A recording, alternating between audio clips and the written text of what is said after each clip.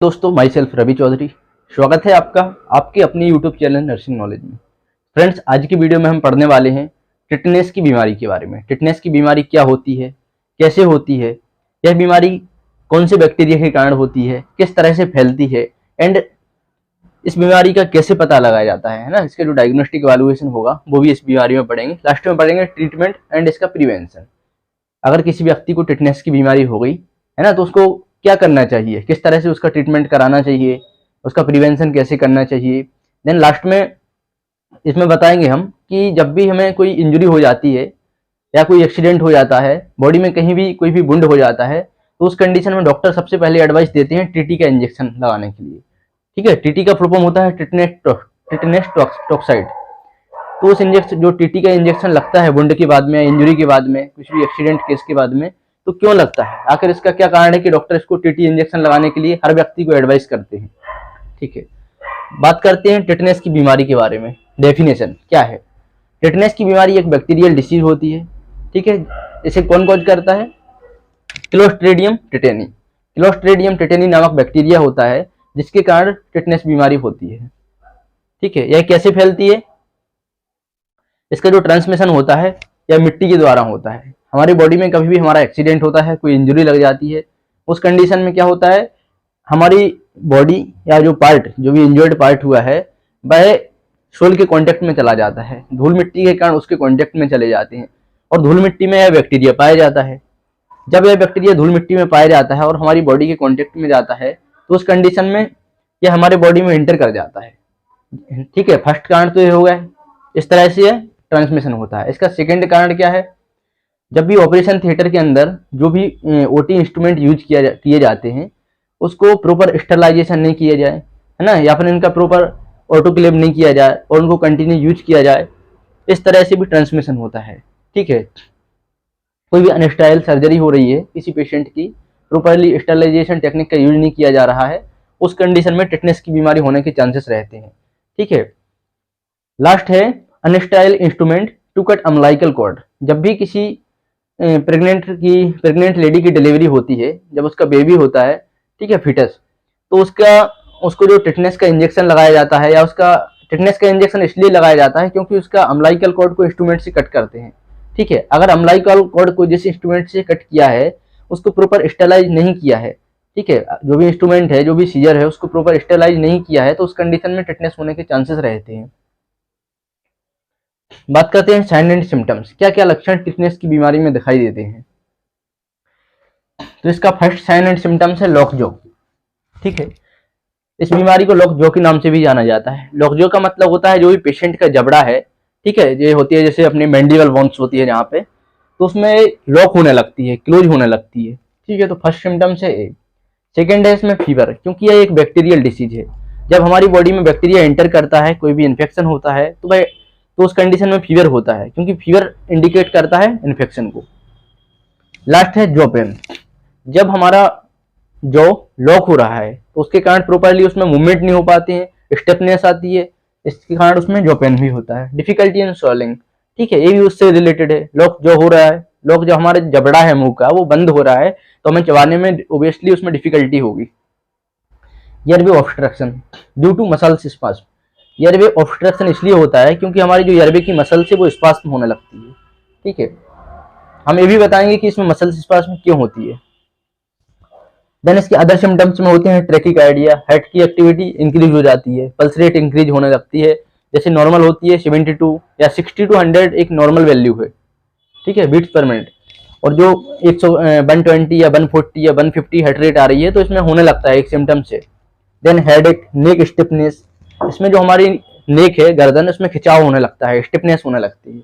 ठीक है, hypertension means इसमें पेशेंट का बीपी भी इंक्रीज होता है। अब बात करते हैं इसमें मसल स्पाज्म होता है, ये क्यों होता है।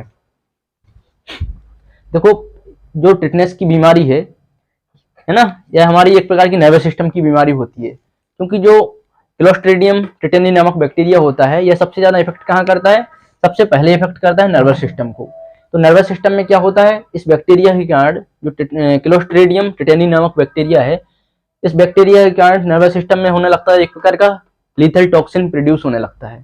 ठीक है, जिसको जानते हैं टिटेनोस्पाज्मिन के नाम से। जो लिथल टॉक्सिन प्रोड्यूस होता है नर्वस सिस्टम में क्लोस्ट्रेडियम बैक्टीरिया के कारण, तो उसको टेटेनोस्पाज्मिन के कारण, टेटेनोस्पाज्मिन के नाम से जाना जाता है।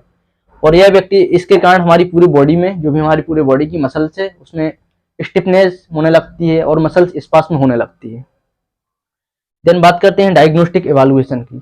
ठीक है, कैसे पता लगाएंगे कि किसी व्यक्ति को, कैसे कंफर्म करेंगे किसी व्यक्ति को टिटनेस की बीमारी है।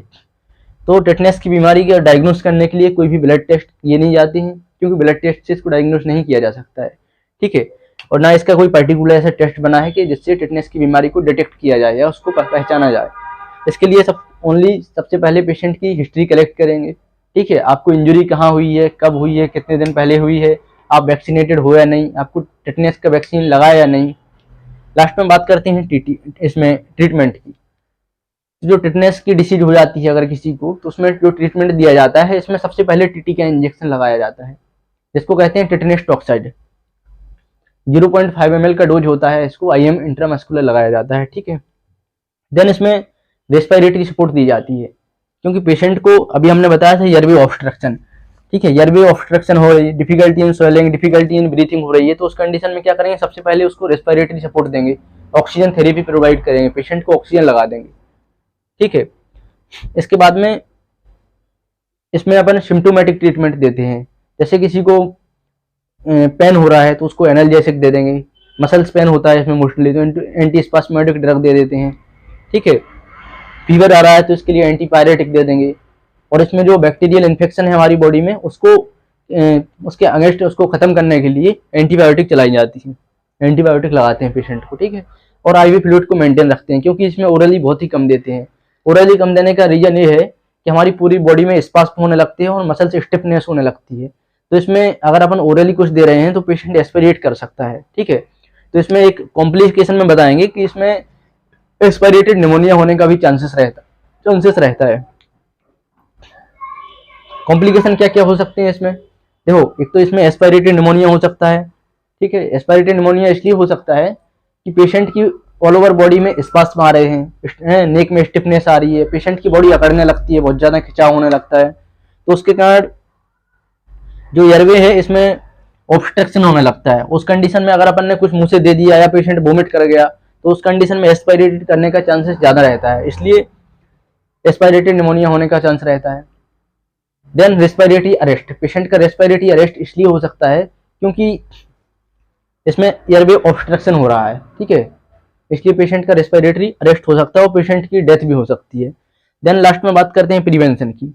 अगर किसी व्यक्ति को टिटनेस की बीमारी से बचना है ना, अपन को टीटी की बीमारी से, जो भी टिटनेस की बीमारी होती है, इससे किस तरह से प्रिवेंशन लेना है। इसका प्रिवेंशन मेनली यही होता है कि proper time to time vaccination होना चाहिए। जो भी हमारा इम्यूनाइजेशन शेड्यूल होता है उसके अकॉर्डिंग प्रॉपर वैक्सीन लगाना चाहिए अपने फैमिली मेम्बर्स को, और जो भी प्रेग्नेंट लेडी होती हैं उनको भी प्रॉपरली वैक्सीन लगवाना चाहिए, है ना। यही रीजन है कि डॉक्टर सबसे पहले टीटी का इंजेक्शन लगाने की सलाह देते हैं, क्योंकि टीटी, जो भी टिटनेस की बीमारी होती है, वो जानलेवा भी हो सकती है अगर उसका ट्रीटमेंट प्रॉपर ना किया जाए। यह वीडियो आपको अगर पसंद आया हो तो हमारे चैनल को लाइक करें, शेयर करें एंड सब्सक्राइब करना ना भूलें, जिससे इस तरह की वीडियो आपको सबसे पहले मिल सकें। Thank you.